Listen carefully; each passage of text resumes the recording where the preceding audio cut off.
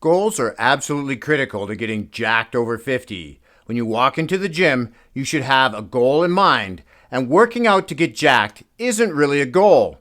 It's the result of choosing the right goals. LaLanne said it best. To live right, you have to exercise, have goals, and challenges.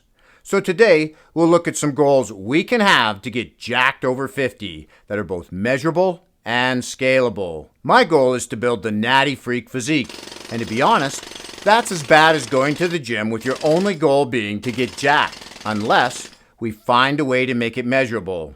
So let's do that. As we talk about our different goals, I'll set some up for myself as targets to reach over the next year. Let's start with bench press.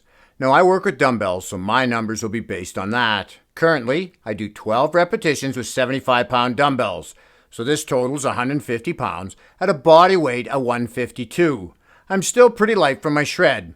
My goal weight is to be 163 pounds by the end of the year. To help me set a long-term goal, I chose a chart from the website exrx.net. These charts were compiled based on competitive weightlifting and powerlifting classifications used from the 1950s until today. They're showing the average 1 rep max for the different weight classes, and the closest to my weight is 148 pounds. To see where I fit, I need to estimate my 1 rep max. I do this by multiplying the weight I used, which is 150 pounds, by the number on my conversion chart that relates to the repetitions I did. This comes to 223.5, higher than the intermediate average for the 165-pound weight class, the closest to the category of my goal weight. So I made my goal to hit the advanced number.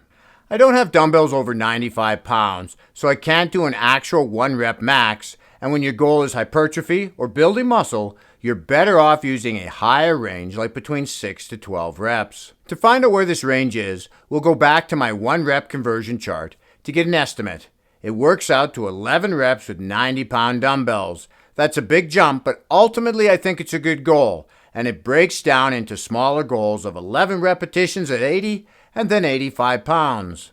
To get there, I have to have a rep goal every workout. Currently, I'm doing 5 sets of dumbbell bench press, and my goal is to add at least 1 repetition every workout. Now, it doesn't always happen, but I've been adding at least 1 every week, and I'm only 2 away from moving up to the 80-pounders. Next up is shoulder press. My shoulder's in the best shape it's been in years, so I'm cautiously optimistic that I can bring this lift up to par.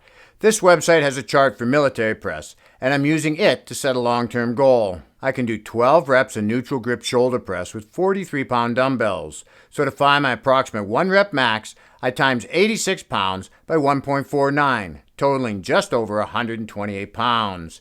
Just barely above what they say an intermediate lifter can do, weighing 148 pounds.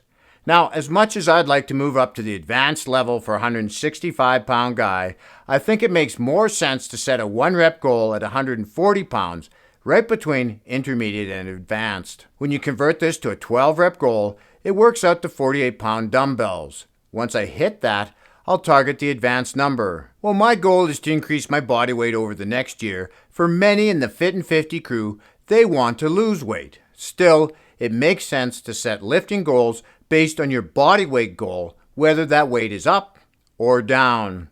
It doesn't matter where you start, whether untrained, novice, intermediate, or advanced.